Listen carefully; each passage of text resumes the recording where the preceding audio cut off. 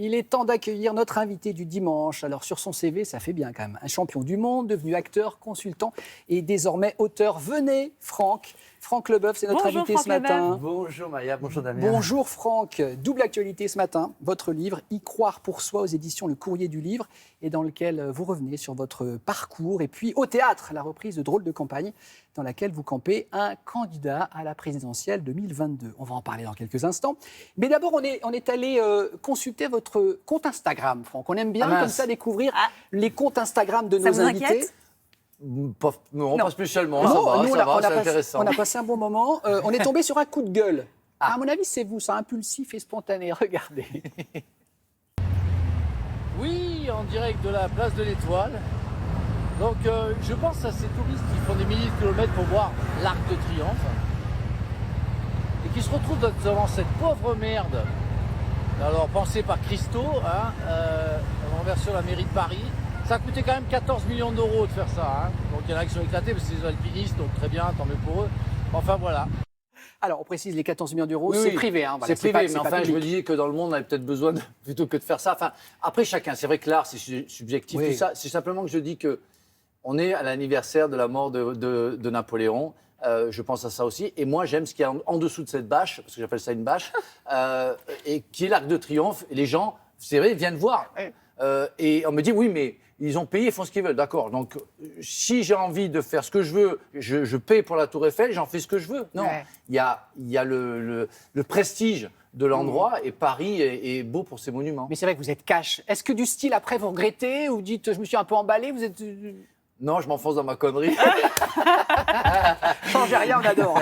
Bon, il y a un autre sujet sur lequel vous répondez sans langue de bois, c'est celui de l'argent. Vous en parlez dans votre livre. Oui. Vous êtes passé de 15 000 euros par mois à Laval à près d'1 million après 98. Le Qatar, vous le dites, vous y êtes parti pour le million. Oui, C'est honnête. Bon, non, mais mais vous- sincèrement, c'est juste. Enfin, ce serait se foutre de la gueule que de dire je pars au Qatar pour le projet football.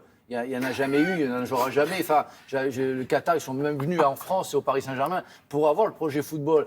Voilà, je les remercie. Je me suis régalé. C'était pendant 2 années extraordinaires où je faisais du wakeboard la journée, j'allais m'entraîner le soir et puis voilà. Bon, moi, comme ça, c'est clair. Mais, vous dites aussi, dans le livre, j'ai toujours considéré que j'étais payée en dessous de ma valeur.